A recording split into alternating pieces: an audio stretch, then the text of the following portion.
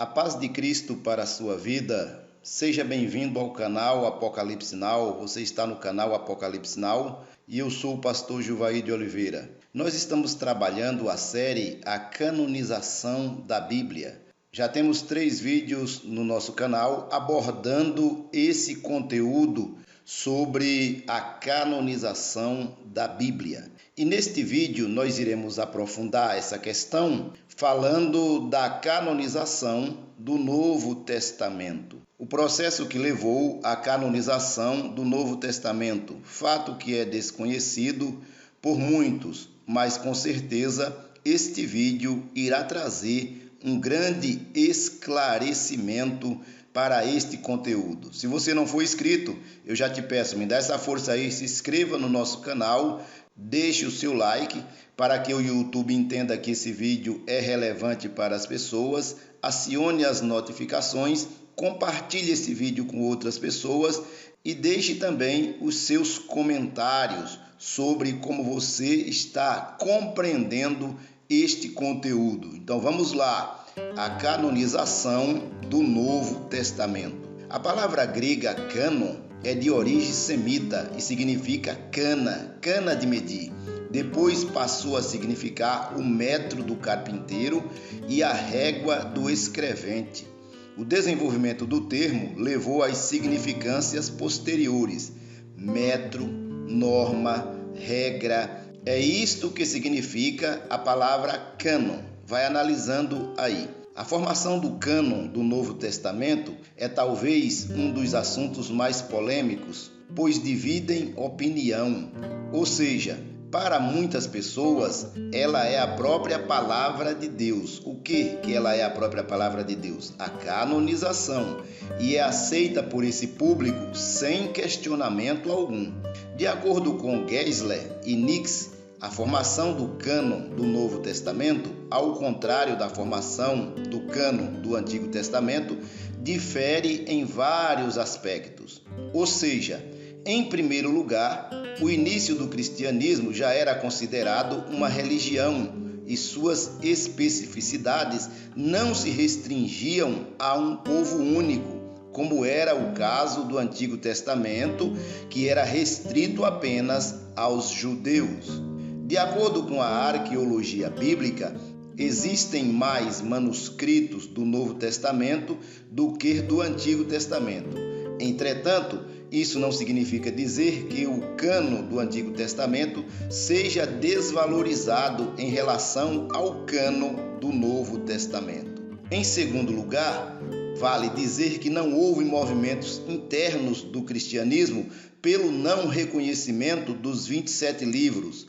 E as discussões resultaram no reconhecimento dos 27 livros canônicos do Novo Testamento. A história do cânon do Novo Testamento difere da do Antigo Testamento em vários aspectos. Em primeiro lugar, visto que o cristianismo foi desde o começo uma religião internacional, não havia comunidade profética fechada que recebessem os livros inspirados e os corrigissem em determinado lugar. Vai analisando aí para você compreender como foi montado esse quebra-cabeça que levou à canonização dos 27 livros que hoje corresponde ao Novo Testamento. Faziam-se coleções aqui e ali que se iam completando logo no início da igreja.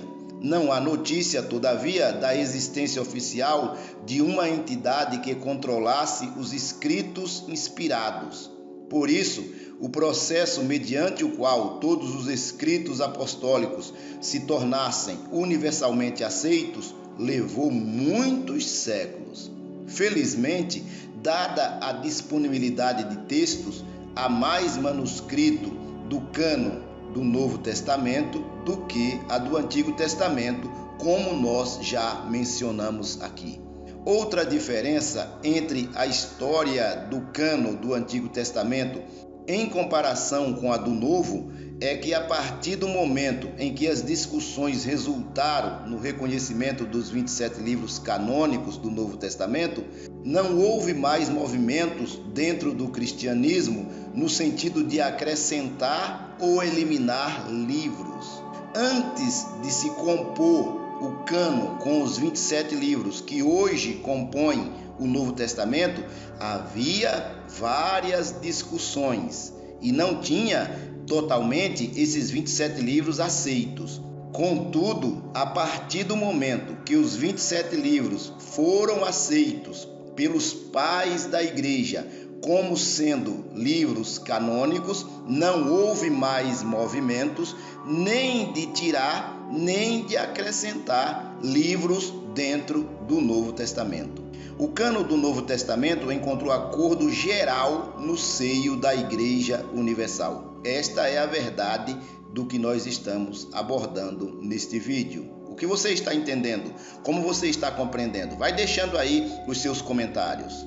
Olha o que diz o evangelista Lucas no seu evangelho. Tendo, pois, muitos empreendido por em ordem a narração dos fatos que entre nós se cumpriram, segundo nos transmitiram os mesmos que os presenciaram desde o princípio e foram ministros da palavra, pareceu-me também a mim conveniente descrevê-los a ti, ó excelentíssimo Teófilo, por sua ordem, havendo-me já informado minuciosamente de tudo desde o princípio, para que conheças a certeza das coisas de que já estás informado. Então nós estamos vendo Lucas abordando aqui aquilo que ficou escrito no seu evangelho, e vale dizer que Lucas, quando escreveu, ele não tinha em mente que estava escrevendo o evangelho. Isto é descartado. Entenda de uma vez por todas que nenhum evangelista tinha em mente que estava escrevendo um evangelho que iria atender as pessoas. Esta verdade não existe. Como nós estamos abordando, Lucas faz uma descrição e ele está enviando este seu conteúdo daquilo que ele entendeu por meio de pesquisas ao excelentíssimo Teófilo. Esta é a verdade nua e crua, e não somente do seu evangelho, mas também do livro de Atos dos Apóstolos. Vejamos outro relato, e agora do apóstolo Paulo. Além disso, outra passagem que relata esse acordo geral dentro da Igreja Universal é a saudação. Saudação da minha própria mão, de mim, Paulo, que é o sinal em todas as epístolas. Assim escrevo. É só observar na segunda carta aos crentes de Tessalônicas, no capítulo 3 e versículo 17. Deste modo, havia muitos escritos falsos. Chega-se à conclusão que, por meio dos escritos do Novo Testamento, fazendo uma análise, chega-se à conclusão que havia muitos escritos falsos que não pertenciam aos apóstolos de Jesus. E foi no primeiro século, ou seja, no início da Igreja Apostólica, que houve essa preocupação em saber o que é verdadeiro e o que é falso. Mas como essa separação foi realizada? Que separação? Os livros supostamente verdadeiros dos livros supostamente falsos. Como foi feita essa separação? Você está preparado? Então vamos aprofundar a questão. Essa pergunta torna-se necessária, pois conforme a história da formação do cânon do Novo Testamento, estavam sujeitos ao ensino dos apóstolos todas as palavras que se relacionavam com Cristo, sejam pela tradição oral ou pela escrita. Olha o que diz o apóstolo João, o apóstolo do amor, conforme o que vimos e ouvimos. Vimos e ouvimos é tradição oral. Isso vos anunciamos, por meio de escrita e da tradição oral, para que também tenhais comunhão conosco. E a nossa comunhão é com o Pai e com seu Filho Jesus Cristo. Você encontra isto na primeira epístola do apóstolo João. Além disso, outra passagem que relata este fato é: porque não vos fizemos saber a virtude e a vinda de nosso Senhor Jesus Cristo, segundo fábulas artificialmente compostas, mas nós mesmos vimos a sua majestade. Quem faz este relato é o apóstolo Pedro na sua epístola, no capítulo 1 e versículo 16. Como se vê, havia a tradição oral e a tradição escrita no princípio da igreja, e os apóstolos externavam esta realidade para a igreja que estava surgindo. Compreende-se então que esses escritos foram reconhecidos e separados, ficando conhecido como o cânon vivo das testemunhas oculares. Citamos aí Lucas, que não foi testemunha ocular, mas ele disse que já havia se informado com quem foi testemunha ocular. Citamos o apóstolo João e o apóstolo Pedro, como também o apóstolo Paulo, que é uma testemunha posterior. O apóstolo Paulo, por sua vez, ademoestava os cristãos para que lessem as Escrituras continuamente. Veja o que ele relatou na sua epístola a Timóteo: manda estas coisas e ensina-as, persiste em ler, exorta e ensina até que eu vá. Capítulo 4, do versículo 11 ao 13, na primeira carta do apóstolo Paulo a Timóteo. Então, como nós estamos vendo, havia uma preocupação em ler esses escritos, em estudá-los, em compreendê-los. Deste modo, o apóstolo tinha em vista o crescimento das igrejas. Além disso, para levar ao cabo a tarefa de ler continuamente as Escrituras, o único meio era fazer cópias. Ele esperava que as igrejas ou grupos de igrejas autorizassem, preste atenção, a compilação desses escritos.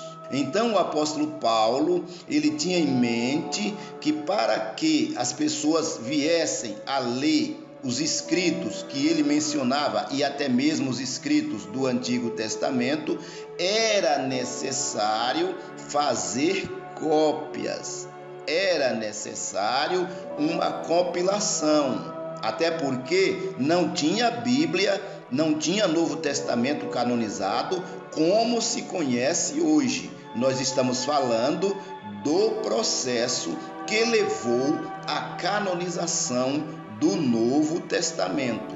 Tais cópias eram realizadas por meio dos documentos que existiam na época, neste caso, os papiros e os pergaminhos.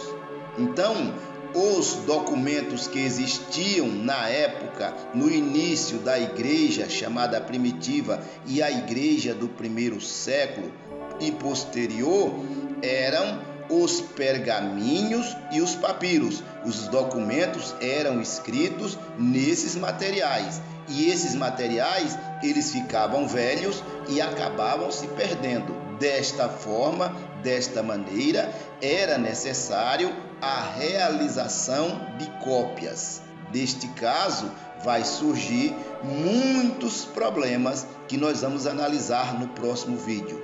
Como você entendeu este conteúdo neste processo que levou à canonização do Novo Testamento? Deixa aí nos comentários. Se quiser deixar algum questionamento, eu terei o maior prazer de responder. Se você não for inscrito, se inscreva nesse canal. Divulgue esta palavra com o máximo de pessoas que você puder e aguarde a continuação deste conteúdo.